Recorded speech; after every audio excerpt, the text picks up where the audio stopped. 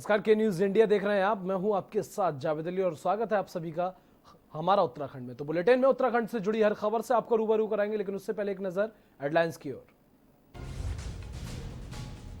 CM Trivendra Singh Rawat ने लोगों से की अपील, जरूरतमंदों की मदद और कोरोना योद्धाओं के सहयोग की अपील की।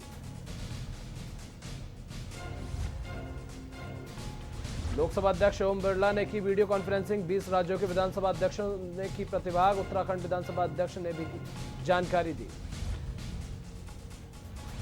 22वां योगाभ्यास का कार्यक्रम, विधानसभा अध्यक्ष प्रेमचंद अग्रवाल ने अकेले किया योग। विधानसभा में हर महीने की 21 तारीख को किया जाता है योगाभ्यास। कोरोना को लेकर देहरादून में शुरू की गई रैपिड टेस्टिंग, कम्युनिटी में बड़े लेवल पर किया जा सकेंगे टेस्ट। पहले क्वारंटीन में रह रहे लोगों का टेस्ट किया जा रहा है। पीपीई किट खरीदने के घोटाले का मामला, स्वास्थ्य महानिदेशालय ने मामले में जांच की कमेटी बैठाई। जांच में दोषी पाए जाने पर तो होगी सख्त कार्रवाई। 80 वर्षीय वृद्धा कमला पंत ने राहत कोष में दिए 50,000 रुपए। विधायक और ब्लॉक प्रमुख को सौंपी धनराशि, पेंशन से बचाई गई धनराशि की दान। आप देख रहे हैं के न्यूज, खबरों का सारथी। तो बुलेटिन का आगाज करेंगे बड़ी खबर के साथ। आपको देहरादून से इस वक्त की बड़ी खबर बता दें। लॉकडाउन उल्लंघन पर उत्तराखंड पुलिस की कार्रवाई जारी है। आपको बता दें, राज्य में आज 55 मामलों में मुकदमे दर्ज किए गए हैं। पुलिस ने आज 377 आरोपियों को गिरफ्तार भी किया है और राज्य में अब तक कुल 1940 मुकदमे दर्ज किए जा चुके हैं और 8,245 आरोपियों को अब तक गिरफ्तार भी किया जा चुका है। अब तक 20,947 वाहनों के चालान भी काटे जा चुके हैं और 4,787 वाहन अब तक सीज भी किए जा चुके हैं। करीब 1 करोड़ रुपए की पुलिस कर चुकी है चालान वसूली। इस वक्त की बड़ी खबर देहरादून से आपको बता रहे हैं। तो लगातार देहरादून पुलिस जो है अपनी कार्रवाई जारी है देहरादून पुलिस की, क्योंकि लोग जिस तरह से लॉकडाउन का उल्लंघन कर रहे हैं, गाड़ी लेकर बाहर निकल रहे हैं, ऐसे में लोगों की गाड़ियों के लगातार चालान भी काटे जा रहे हैं, गाड़ियां सीज भी की जा रही हैं और उनसे चालान वसूली भी जारी है। हल्द्वानी जिलाधिकारी सविन बंसल और वरिष्ठ पुलिस अधीक्षक सुनील कुमार मीणा ने कर्फ्यू ग्रस्त बनभूलपुरा इलाके के इमाम मौलवियों और उलेमाओं के साथ बनभूलपुरा के हालातों और आने वाले रमजान के संबंध में महत्वपूर्ण बैठक की। जिलाधिकारी ने बताया कि बनभूलपुरा क्षेत्र में सेक्टर वार कर्फ्यू में ढील दी जाएगी। 22 अप्रैल को सेक्टर 3 व 5 और 23 को सेक्टर 1, 2 व 4 में कर्फ्यू की ढील दी जाएगी। साथ ही उन्होंने बताया कि ढील सुबह 8 बजे से 11 बजे तक रहेगी। ढील के दौरान लॉकडाउन के सभी नियम, कायदे और कानून सभी को मान्य होंगे।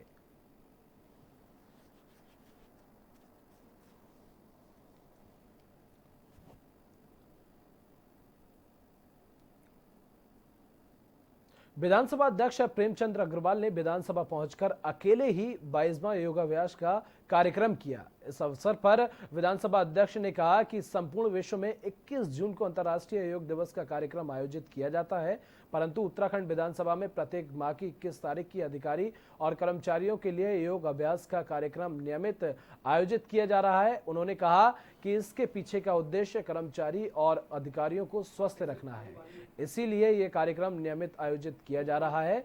बता दें कि प्रत्येक माह की 21 तारीख को विधानसभा में योगाभ्यास का कार्यक्रम किया जाता है, क्योंकि देश भर में लॉकडाउन की वजह से विधानसभा भी बंद है, परंतु जो परंपरा प्रारंभ की गई है वह परंपरा ना टूटे, इसीलिए विधानसभा अध्यक्ष ने योग किया।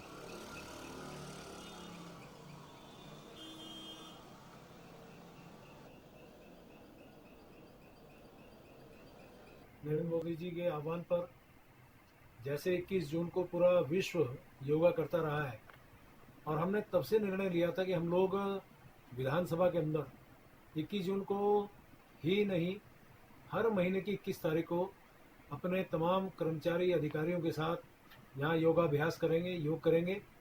और चूंकि अब लॉकडाउन है, आज विधानसभा के तमाम हमने अधिकारियों को, कर्मचारियों से कहा है कि वो अपने अपने घरों से ये कार्यक्रम करें। और लोकसभा के अध्यक्ष ओम बिरला द्वारा राज्यों में कोरोना महामारी से उत्पन्न स्थिति, लॉकडाउन के संबंध में वीडियो कॉन्फ्रेंसिंग के माध्यम से सभी राज्यों के विधानसभा अध्यक्षों और विधान परिषद के सभापतियों के से चर्चा की गई। इस दौरान 20 राज्यों ने वीडियो कॉन्फ्रेंसिंग में प्रतिभाग किया। इस दौरान उत्तराखंड विधानसभा अध्यक्ष प्रेमचंद अग्रवाल द्वारा उत्तराखंड राज्य में कोरोना संक्रमण के बारे में जानकारी दी गई और इस दौरान विधानसभा अध्यक्ष प्रेमचंद अग्रवाल ने राज्य सरकार द्वारा लॉकडाउन पर राहत कार्यों के लिए उठाए गए कदम की जानकारी दी। प्रदेश के विधायकों, संगठनों, कर्मचारियों और व्यक्तियों द्वारा मुख्यमंत्री राहत कोष पीएम केयर फंड में दी गई सहायता राशि के बारे में भी जानकारी दी।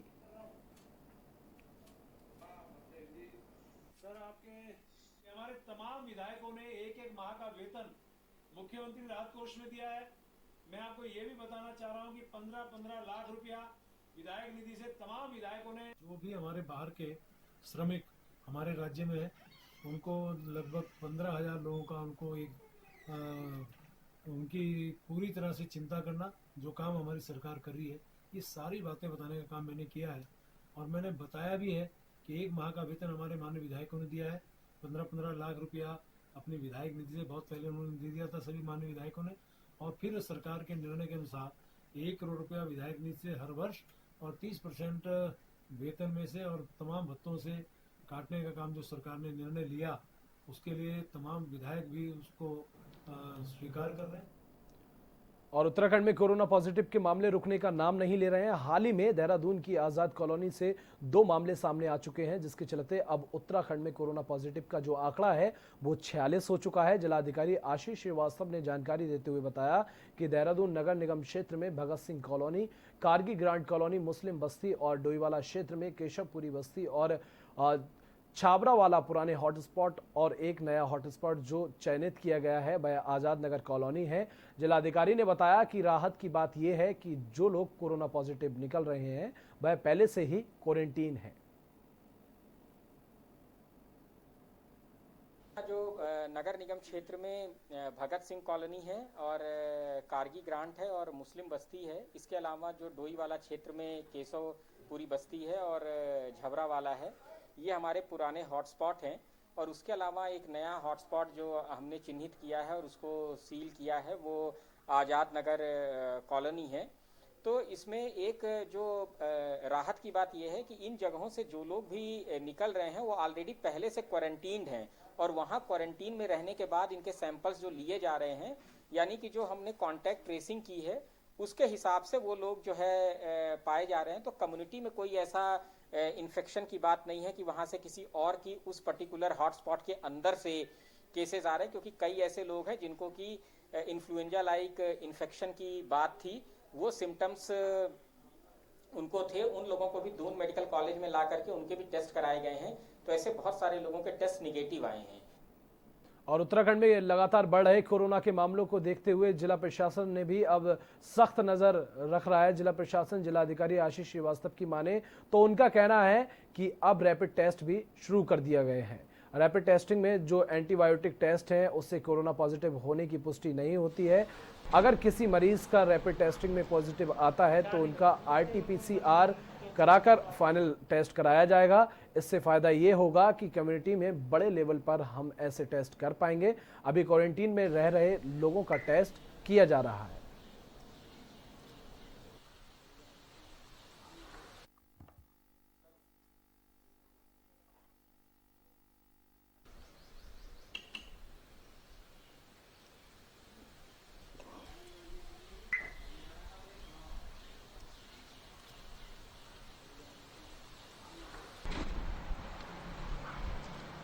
चार निकल जाएंगे, आज एक उनको मुकदमा करने की बात है। हम रैपिड टेस्टिंग भी शुरू कर दी है हमने, तो वो रैपिड टेस्टिंग कर रहे हैं। अगर रैपिड टेस्टिंग का जो सिंपल सा है वो एंटीबॉडी टेस्ट है, वो एक इंडिकेटिव टेस्ट है, उससे किसी के भी अंदर कोरोना होने की पुष्टि नहीं होती है। तो ऐसे जो भी टेस्ट होंगे जिनमें कि उससे एक फायदा हमें ये होगा कि ऐसे लोग जिनका उस टेस्ट में सैंपल पॉजिटिव आता है उनका फिर RT-PCR करा करके फाइनल कंफर्मेटरी टेस्ट किया जाएगा। और बहुत छोटे से ब्रेक के लिए रुकेंगे, बहुत जल्द हाजिर होंगे।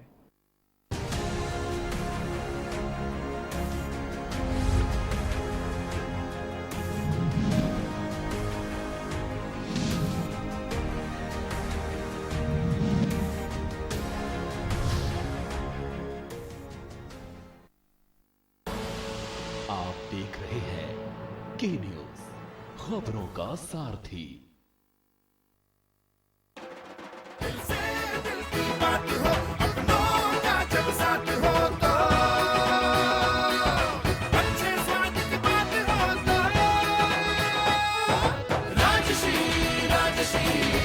हम सबका फेवरेट राजश्री पान मसाला।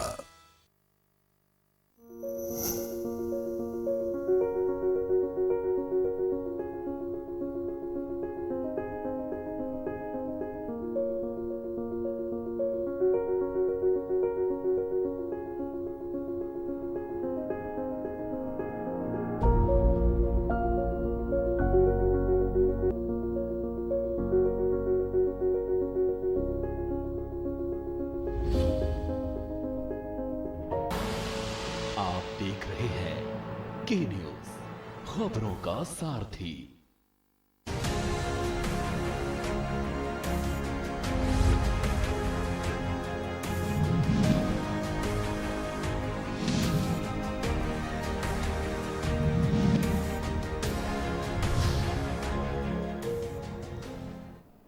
और ब्रेक के बाद एक बार फिर आप सभी का स्वागत है। तो देश भर में लगातार कोरोना वायरस के जो मामले हैं बढ़ते ही जा रहे हैं और देश भर में कोरोना वायरस ने त्राही त्राही मचा कर रख दी है। लेकिन वहीं कुछ लोग मुनाफाखोरी में लगे हुए हैं। हाल ही में एक मामला पीपीई किट खरीदने के घोटाले का सामने आया था, जिसमें हॉस्पिटलों को नकली पीपीई किट उपलब्ध कराई गई थी, जिस पर जिलाधिकारी आशीष श्रीवास्तव ने बताया कि इस तरह का मामला सामने आया था, जिसको लेकर स्वास्थ्य महानिदेशालय ने जांच कमेटी बैठा दी है। जो भी जांच में सामने आएगा इसके अनुसार ही कार्रवाई की जाएगी। जो भी दोषी होगा उसे बख्शा नहीं जाएगा।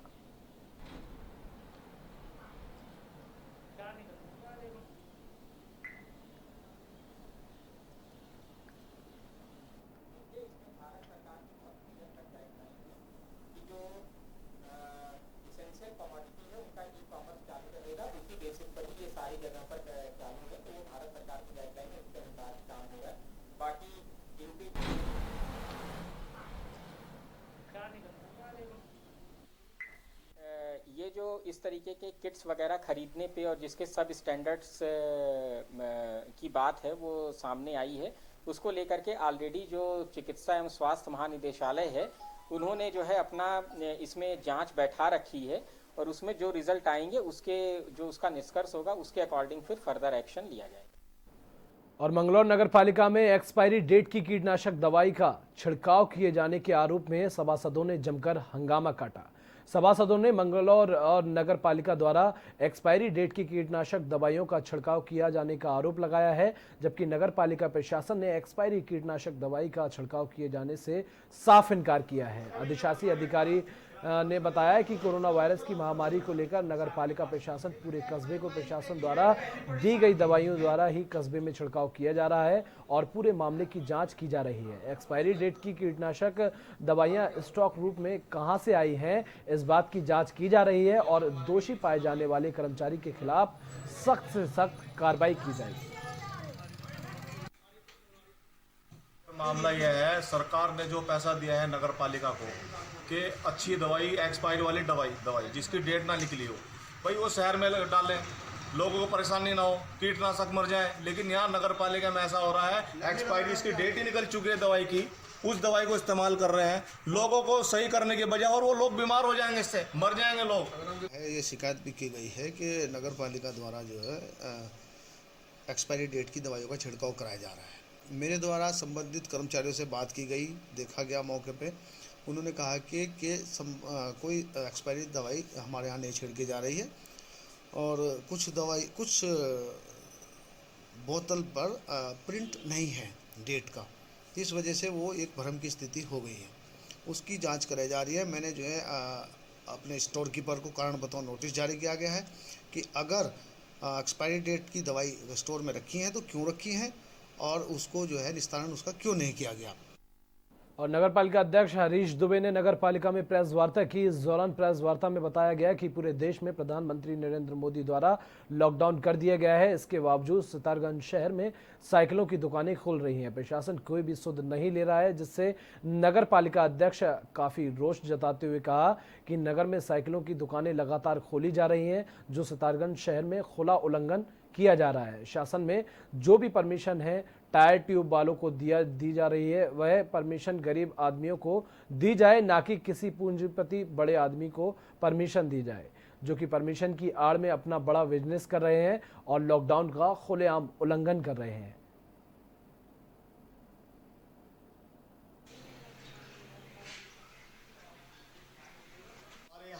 मेन चौराहे पर ही लॉकडाउन का खुला उल्लंघन हो रहा है। एक व्यापारी जो बहुत बड़ा साइकिल का विक्रेता है और बहुत बड़ा टायर ट्यूब का, और कहना चाहिए कि लखपति है, और ऐसे लॉकडाउन की स्थिति में कई गरीबों की वो मदद कर सकता है, काफ़ी पैसे वाला है। तो उसको जो है प्रशासन ने जो है दुकान खोलने की अनुमति इस लिए दे दी कि उनका कहना यह है कि भाई मैं पंचर जोड़ता हूँ या मैं टायर ट्यूब में हवा भरता हूँ। लेकिन प्रशासन को ये भी देखना चाहिए कि कौन सा व्यक्ति जो है कि इस स्थिति में है कि उसको देना चाहिए, या पंचर और टायर ट्यूब की हवा भरने की आड़ में अगर प्रशासन उसके पूंजीपति होने का लाभ उसे दे रहा है या किसी सत्ताधारी व्यक्ति के नज़दीक होने का उसको लाभ दे रहा है, तो बहुत ज़्यादा गलत है। और कोरोना वायरस से क्षेत्र को बचाने के लिए पुलिस प्रशासन इस समय मैदान में डटा हुआ है। 22 मार्च से डोईवाला क्षेत्र में कानून व्यवस्था के साथ ही जरूरतमंद लोगों की मदद पुलिस प्रशासन कर रहा है। ऐसे में पुलिस कर्मियों का मनोबल बढ़ाने के लिए उनके हेल्थ की जांच के लिए जॉली ग्रांट का हिमालयन हॉस्पिटल आगे आया है। हिमालयन हॉस्पिटल की मेडिकल टीम ने रानी पोखरी, डोईवाला और रायवाला थाने में स्वास्थ्य जांच शिविर का आयोजन कर सभी कोरोना कर्मी, योद्धा, पुलिस अधिकारी और कर्मचारियों के हेल्थ की बारीकी से जांच की। इसके अलावा पुलिस जवानों को कोरोना के लक्षण और बचाव की जानकारी देकर सभी को सतर्क किया गया है। हिमालयन हॉस्पिटल के एमडी डॉक्टर विजय धस्माना ने कहा कि आपदा की इस घड़ी में हम और हमारी टीम शासन प्रशासन के साथ है, इसीलिए हमने अपने कर्तव्य का पालन करते हुए डोईवाला क्षेत्र के सभी पुलिस स्टेशनों की और पुलिस कर्मियों के स्वास्थ्य की जांच कराई है।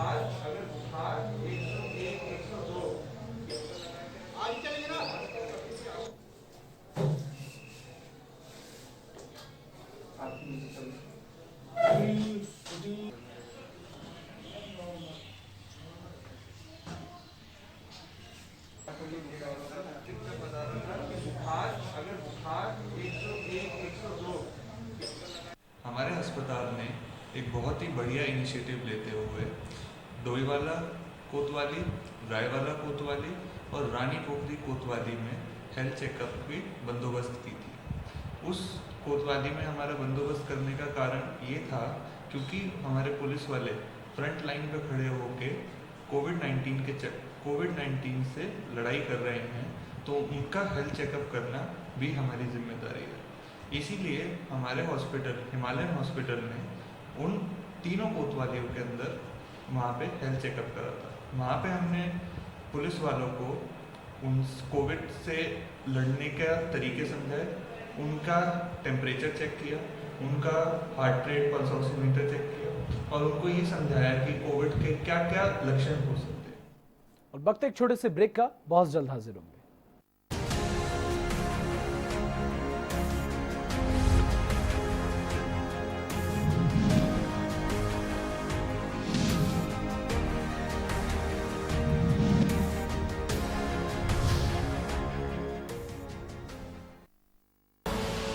आप देख रहे हैं के न्यूज, खबरों का सारथी। लम्हे छोटे से ये जिंदगी से भरे, इन्हें हाथों में भर ले और जी ले जरा। मुसाफिरा तू है चला, मुसाफिरा रे। छोटे छोटे लम्हों का अनोखा सफर, कमला पसंद, अनोखा स्वाद।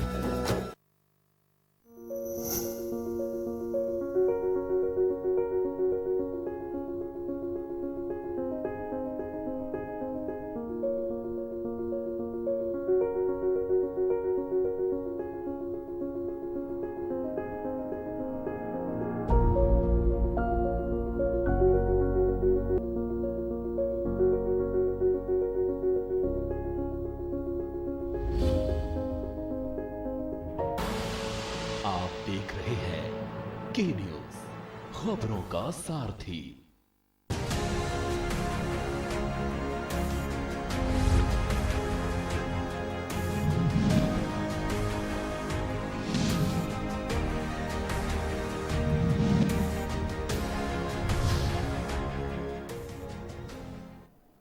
और ब्रेक के बाद एक बार फिर आप सभी का स्वागत है। खबरों में आगे बढ़ते हैं। कोरोना वायरस के संक्रमण को देखते हुए ऊधम सिंह नगर के जिलाधिकारी और एसएसपी द्वारा जिले के तमाम प्राइवेट और सरकारी अस्पताल के डॉक्टरों के साथ बैठक की गई। इस दौरान जिलाधिकारी ने प्राइवेट अस्पतालों के डॉक्टरों से अपील करते हुए कहा कि वह आपदा की इस घड़ी में कम से कम खर्चे पर मरीजों को इलाज करें। उन्होंने सभी डॉक्टरों को निर्देश देते हुए कहा कि इलाज के दौरान अपना और स्टाफ का पूरा ख्याल रखें, साथ ही मरीजों की पूरी डिटेल अपने पास रखें।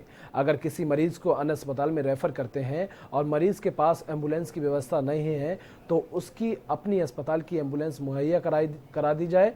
उसका भुगतान रेड क्रॉस सोसाइटी के द्वारा करा दिया जाएगा।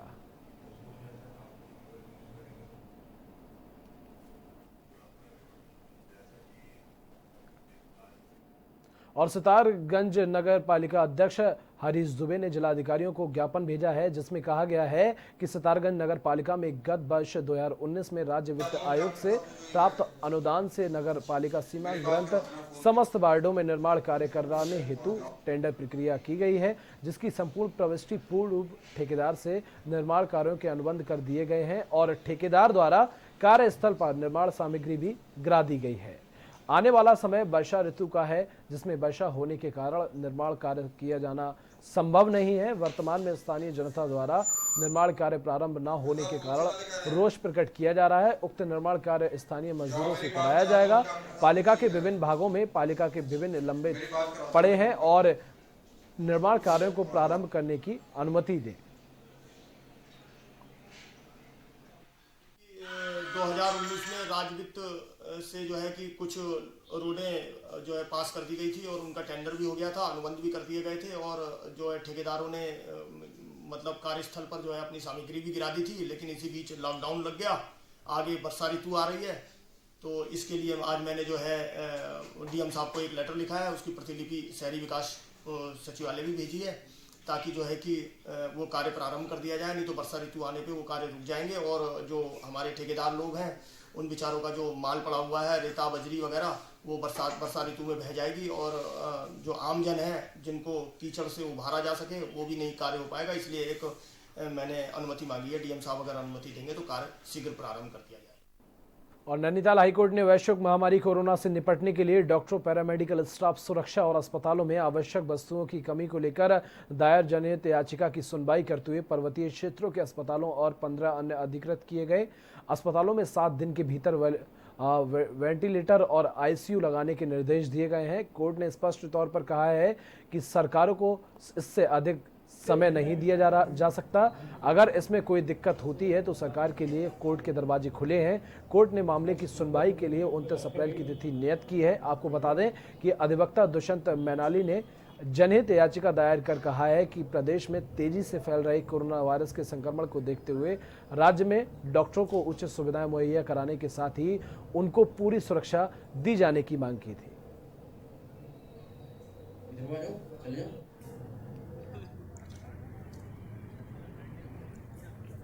आज इस मामले की ऑनरेबल कोर्ट में सुनवाई हुई थी, जिसमें सभी पक्षों ने अपना जवाब दाखिल किया था और कोर्ट के सामने स्थिति आई थी कि जो Covid dedicated hospitals state government ने डिक्लेयर किए हैं, उन सभी 15 अस्पतालों में कई जगह पर वेंटिलेटर स्थापित नहीं हो पाए हैं, जबकि भारत सरकार की गाइडलाइन के मुताबिक सभी कोविड डेडिकेटेड हॉस्पिटल्स में वेंटिलेटर होना अनिवार्य है। तो आज ऑनरेबल कोर्ट ने राज्य सरकार को डायरेक्ट किया है कि अगले 7 दिनों के अंदर सभी कोविड डेडिकेटेड हॉस्पिटल्स में, जिनमें पर्वतीय जिलों के अस्पताल भी शामिल हैं, वहां पर वेंटिलेटर स्थापित किए जाएं और अगली सुनवाई में ऑनरेबल कोर्ट को अवगत कराया जाए कि वेंटिलेटर स्थापित कर दिए गए। और नैनीताल हाईकोर्ट ने वीडियो कॉन्फ्रेंसिंग के माध्यम से विगत वर्षों से किसानों के बकाया भुगतान मामले में सुनवाई करते हुए छोटे और लघु किसानों की समस्या पर विचार करते हुए राज्य सरकार से पूछा है कि क्या छोटे और लघु किसान जो कि 100 क्विंटल तक गेहूं बेचते हैं तो क्या 50% तक का घाटा भुगतान 48 घंटे के अंदर किया जा सकता है। कोर्ट ने मामले की सुनवाई के लिए 24 अप्रैल की तिथि नियत की है। मामले की सुनवाई न्यायमूर्ति सुधांशु धुलिया और न्यायमूर्ति रविंद्र मैठाणी की खंडपीठ में होगी। आपको बता दें कि आदेशानुसार हल्द्वानी निवासी गणेश उपाध्याय ने जनहित याचिका दायर कर कहा है कि किसानों के गन्ने का विगत और वर्तमान वर्ष के साथ ही 7 माह पहले धान की खरीद का लगभग 3 करोड़ 25 लाख का भुगतान बकाया है, जिसका भुगतान शीघ्र किया जाए।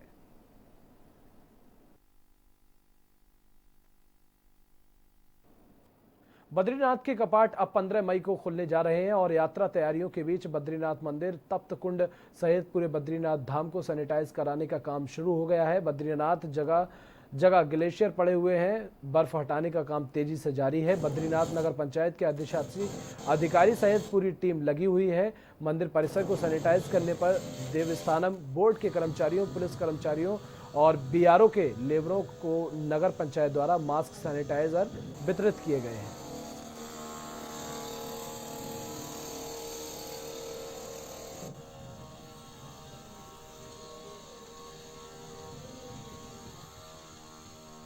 पंचायत बद्रीनाथ की टीम आज बद्रीनाथ धाम पहुंची है। आज हमने पूरे मंदिर परिसर को, तप्त कुंड को और आने जाने वाले जो भी मार्ग हैं उनको सैनिटाइज किया हुआ है। इसके साथ साथ देवस्थानम बोर्ड के जो भी कर्मचारी यहाँ पर हैं, पुलिस के जो कर्मचारी हैं और बीआरओ के जो श्रमिक यहाँ पर काम कर रहे हैं, उन लोगों को हमने मास्क वितरित किए हुए हैं और साथ ही साथ सैनिटाइजर भी दिया हुआ है। और इसी के साथ हमारा उत्तराखंड में बस इतना ही। देश दुनिया की तमाम खबरों के लिए देखते रहिए के न्यूज़ इंडिया।